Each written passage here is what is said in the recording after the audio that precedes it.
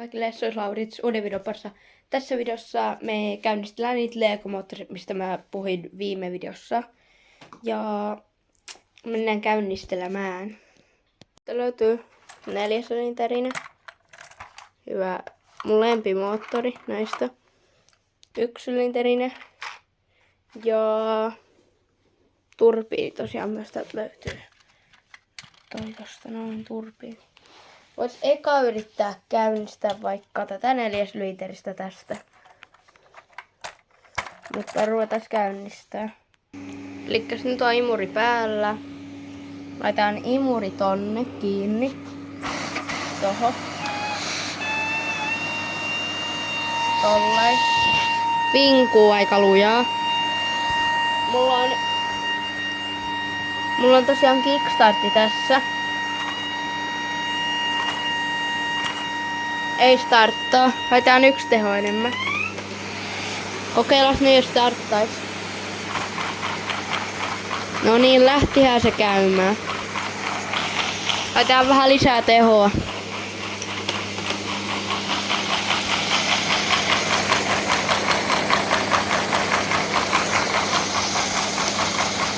Ottakaa hetki. Siinä vähän venttiileitä.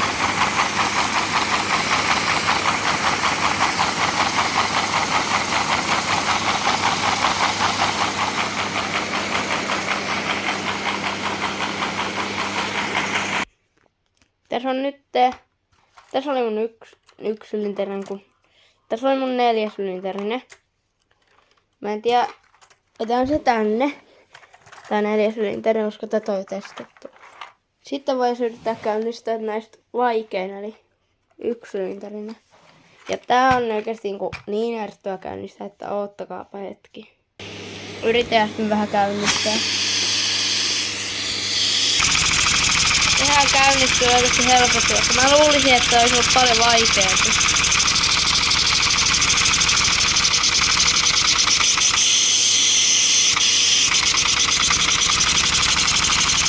Vähän kaasua.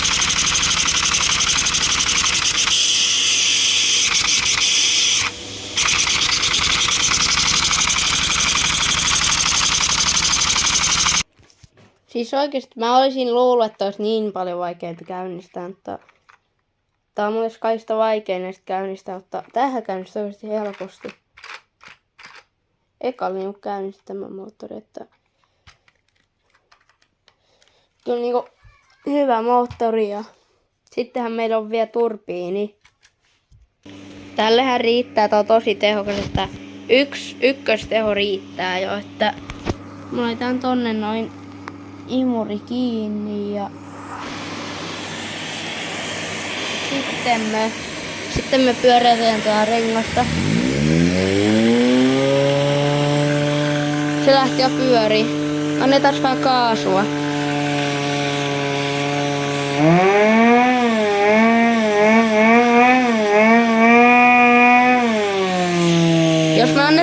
Jos mä laittais vaikka max-teho, siinä kävisi silleen, että moottori räjähtäisi. Mä vähän veikkaan, tosi lujaa silleen.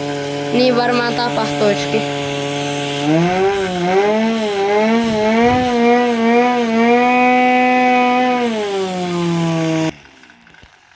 Siinä.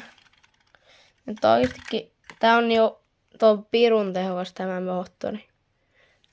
Kaista tehokkaan. Tää on tehokkaampi kuin nämä 2 yhteensä täällä.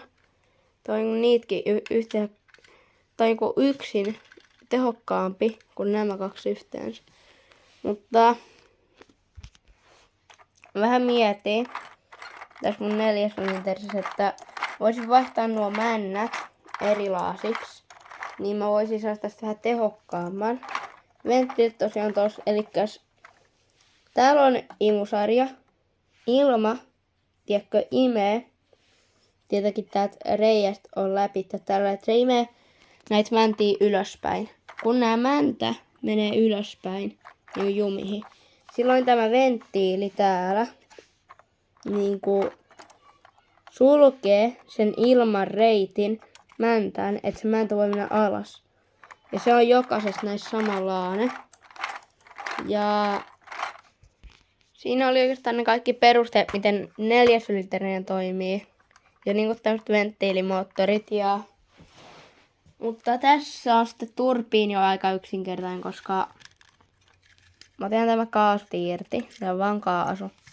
Tällainen tää on. Eli tuolla on tällainen pyörivä juttu. Mä en saa pidettyä yhdellä kädellä. Niin hyvin. Elikkäs. Tähän tulee imuri. Se imee täältä ilmaa sisään. Ja sitten me pyöräytään vaan tosta, niin se lähtee pyöriin ja tehokkaasti. Ja tämä on vaan tällä, että mitä enemmän mä avaan tätä, sitä enemmän se ottaa ilmaa sisään. Eli silloin se pyörii tehokkaammin vaan, mitä enemmän mä avaan sitä. Eli se ei kun kaasutin vaan tossa, että mä tolleen. Antaa kaasua sille ja en mä tiedä. Ei mulla muuta. Me nähdään varmaan ensi videossa. Mä nyt varmaan säätelen tosta 4-syliterisestä nuo männät vaihan ja vähän muokkaa noita venttiileitä ja näin poispäin. Ei mulla muuta. Soi Lauri, tykätkää videosta, tilakkaa kanavaa. Me nähdään ensi videossa. Se olisi moro.